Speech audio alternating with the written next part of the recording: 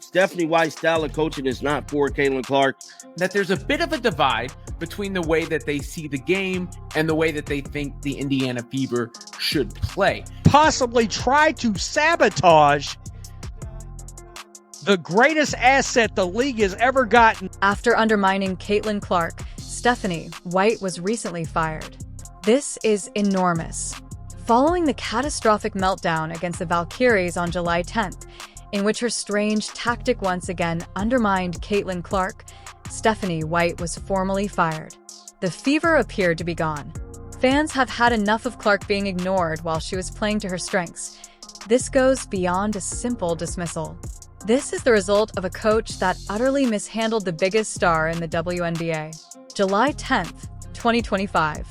On July 10th, the Golden State Valkyries humiliated the Indiana Fever at home with a 9,172 thrashing. It was a public breakdown, not just a bad game. Caitlin Clark returned to the court in the midst of it all, but she was hardly there. She has taken away Caitlin Clark's greatest asset, which is the creator and instigator of offense. She seems to have had her skills taken away. No floor command, no transition assaults, and no pick and roll. Clark was pushed off the ball instead, and she was forced to watch Aari McDonald lead the attack as she sat in the corner like a forgotten role player. The Clark-Boston two-woman game, the Fever's lone effective weapon, disappeared in an instant. Like Stephanie White has spaded Caitlin Clark, for lack of a better way of putting it. Coach Stephanie White started Aari McDonald next to Caitlin Clark against the Valkyries, which again she explained by saying it helps to take. Fans of the Fever were startled, not just indignant. What is this lineup? At small forward is Caitlin Clark. No one believed what they were witnessing. And the internet went crazy as Clark's eagerly awaited comeback ended with just 8 points. It appeared that Clark had been purposefully neutralized, not because she was a nasty person. Fans online has been threatening to quit watching the Indiana Fever basketball. Fans is threatening to quit going to the games. And if this was to happen... Additionally, Stephanie White stole the microphone during the post-game press conference and doused the flames with gasoline. She didn't accept any accountability at all. Rather, she placed the blame on the players. She blasted the players for their lack of effort, disorganized play, and disregard for detail. They lacked competitive fire, she claimed. However, she never once gave an explanation for why her rotations were illogical, why Clark was being abused, or why the game plan collapsed as soon as they got away with it. Stephanie White under fire by Fever fans, she blasted her team after the squad's loss to the Golden State Valkyries. Because I felt like there was a lack of competitive fire. With the exception of about 2 5-minute spurts, our attention to detail was poor. Not all of this was tone deaf. It seemed purposeful. White pretended to be uninvolved in the mayhem. The fans, however, were not duped. It was seen by all. The whispering changed to shouting while this was on coaching. Stephanie White's actions are undermining Caitlin Clark. Our attention to detail, undisciplined. I felt like our energy and our competitive fire was not there, and that's disappointing. Furthermore, this is nothing new, let's face it. For weeks, Clark and White have been at odds with one another. It all dates back to May 24th, when Clark stated publicly, "I perform best when I have the ball in my hands," following a close defeat to the Liberty. "I'm most productive around that time." White refuted her a short while later, complimenting Clark on his cutting and screening skills, but criticizing her ball handling. There is still a philosophical divide. It has only become louder and more ugly, if anything, this is. Defensively, just lots of movement, lots of lateral movement. I thought she looked good at times, and I think that's just building consistency and building her endurance and all of that. So I was pleased. So, that's an interesting comment there. White is adamant that the team looks different when Clark is off the ball. She even likened it to how the Mavericks are better at moving the ball when Lucius Doncic isn't playing. Indeed, like Clark, Luka is a multi-generational talent and the backbone of his group. It's difficult to ignore the underlying meaning when White brings that up. When Caitlin doesn't control the ball, the team performs better. What Stephanie White said immediately afterwards in regards to basically what went wrong and why, the Fever fell so flat. That goes beyond simple strategy. That's a set of beliefs.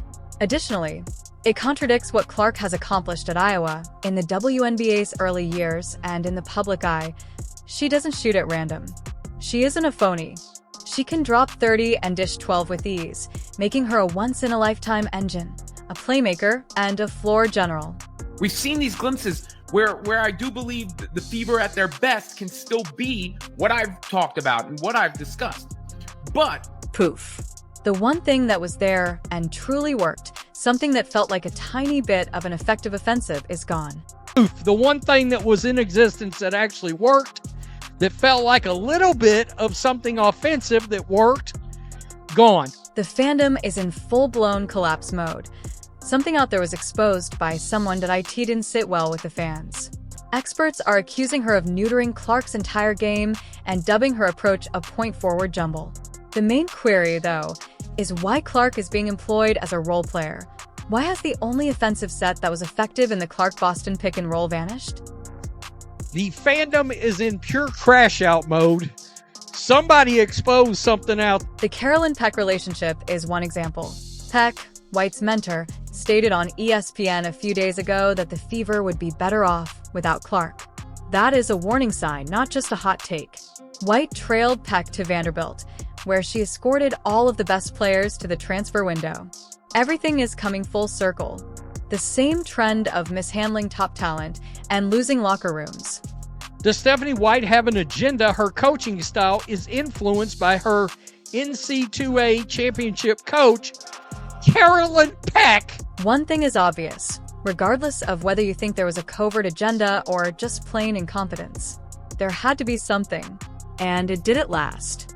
Stephanie White is not present. Since this wasn't a single poor game, the Indiana Fever front staff took the only action possible.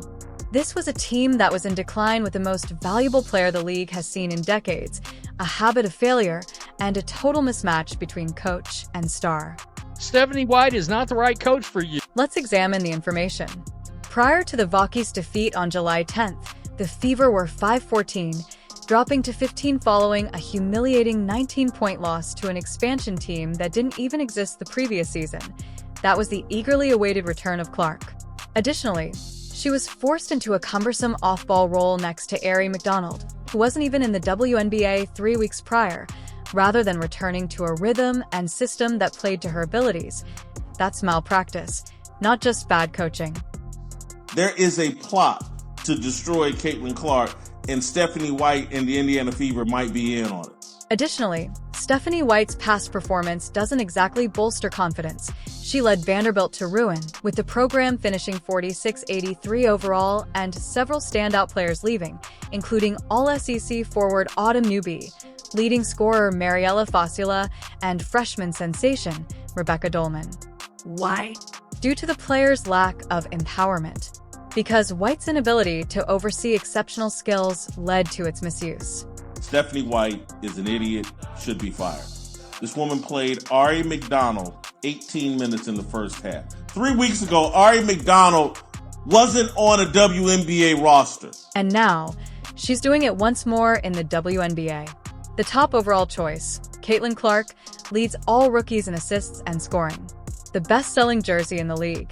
Stephanie White neutered her, which is the sole reason the Fever are selling out arenas all over the country. With Aaliyah Boston, she took away her pick and roll.